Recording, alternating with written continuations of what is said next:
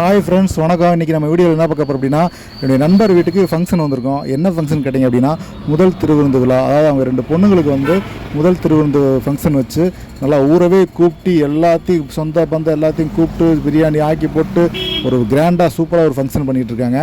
அதில் வந்து என்னுடைய நண்பர் வந்து வாழைப்பழம் தூக்கிட்டு இருக்காரு பார்த்தீங்களா, அவர் தான் அந்த பொண்ணுங்களுக்கு தாய் மாமா. இந்த முன்னாடி வேட்டி கட்டி இருக்கார் பார்த்தீங்களா, அவர் தான் என்னுடைய நண்பர். 2 பேருமே என்னுடைய நண்பர் தான், கூட வேலை பார்க்குறவங்க.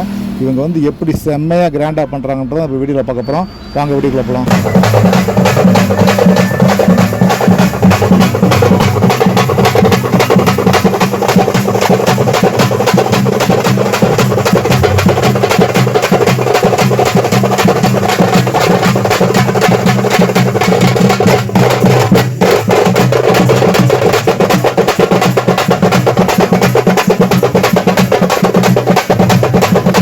இப்போ வந்து பார்த்தீங்கன்னா, என்னுடைய நண்பர் வாழைப்பழம் தூக்கி தோளில் வச்சுருக்காரு பார்த்தீங்களா, இவர் தான் அந்த பொண்ணுங்களுக்கு தாய் மாமா.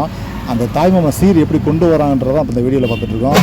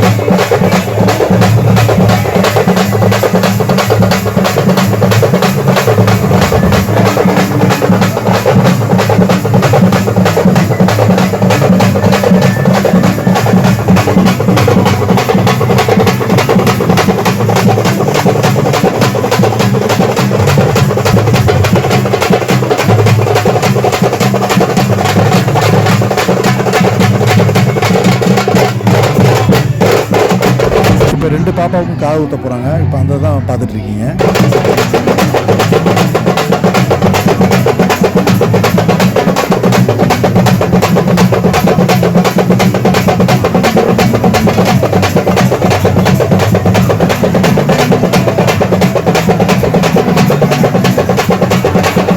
இப்போ அந்த பாப்பா 2 பாப்பாவுக்கும் தாய்மாமா 4-5 பேர் இருக்காங்க போல். லைனாக சுற்றி உட்காந்துருக்காங்க.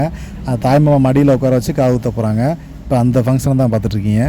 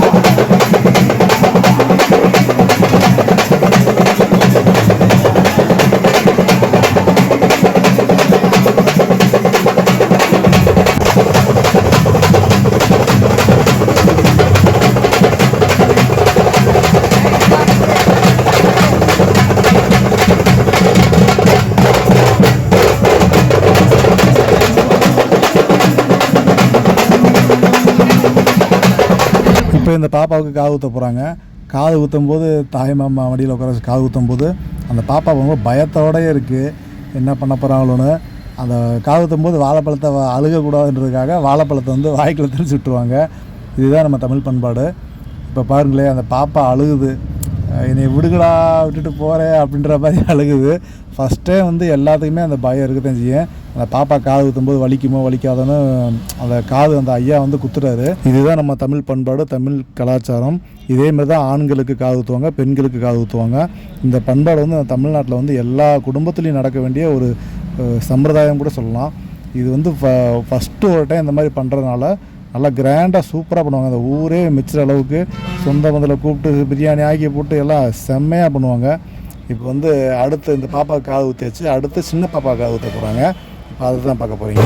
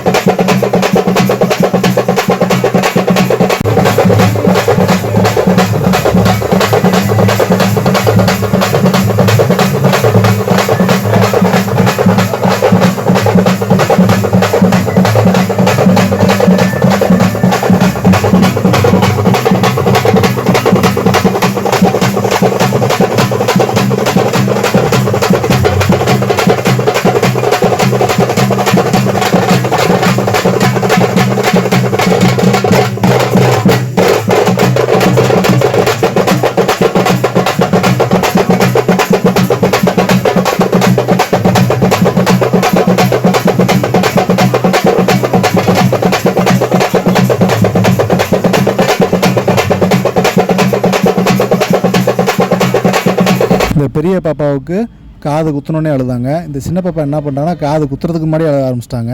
போச்சு என்னமோ பண்ண போகிறாங்கன்னு ரொம்ப பயத்தோடையே அழுக ஆரம்பிச்சிருச்சு. அதுக்கு பக்கத்தில் அவங்க அம்மா இருந்துட்டு, அழுகாத பாப்பா, ஒன்றும் இல்லை, இதெல்லாம் ஒன்றும் பிரச்சனைலாம் இல்லைன்னா அம்மா தைரியம் சொல்கிறாங்க.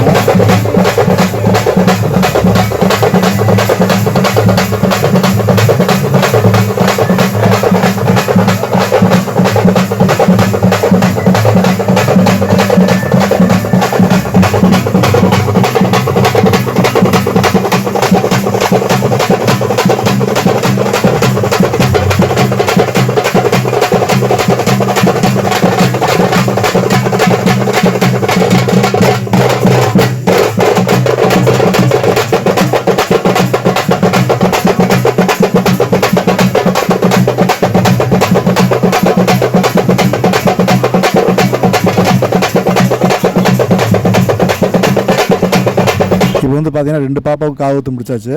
2 பாப்பாவுக்கும் அடுத்து இவங்க பாப்பாவுக்கு ஏதாவது செய்முறை செய்கிறவங்க, செயின் போகிறவங்க, நகை போகிறவங்க எல்லோரும் வந்து சொந்த பந்தம் தாய் மாமா எல்லாம் வந்து பண்ணிட்டு போவாங்க.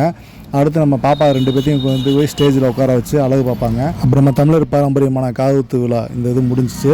அது பாப்பாக்கெல்லாம் ஆசீர்வாதம் பண்ணிவிட்டு அப்போ நேராக சாப்பிட போயிடுவாங்க. சாப்பாடு சிக்கன், மட்டன், முட்டை எல்லாமே தடபடலாக விருந்தெல்லாம் ரெடி பண்ணி வந்தவங்களுக்குலாம் நல்லா சூப்பராக உபசரித்து நம்ம பாப்பாவோட அப்பா அம்மா வந்து சூப்பராக வழி அனுப்பி வைப்பாங்க. இதுதான் வந்து நம்ம தமிழர் பண்பாடு, இதுதான் நம்ம தமிழர் பாரம்பரியம். இந்த கலாச்சாரம் வந்து எல்லா குடும்பத்திலையும், தமிழ்நாட்டில் பிறந்த எல்லா குடும்பத்திலையும் நடக்க வேண்டிய ஒன்று. ஓகே ஃப்ரெண்ட்ஸ், இந்த வீடியோ பிடிச்சிருந்தால் லைக் பண்ணுங்கள், ஷேர் பண்ணுங்கள், கமெண்ட் பண்ணுங்கள். மீண்டும் மற்ற வீடியோ சந்திப்போம். நன்றி, வணக்கம்.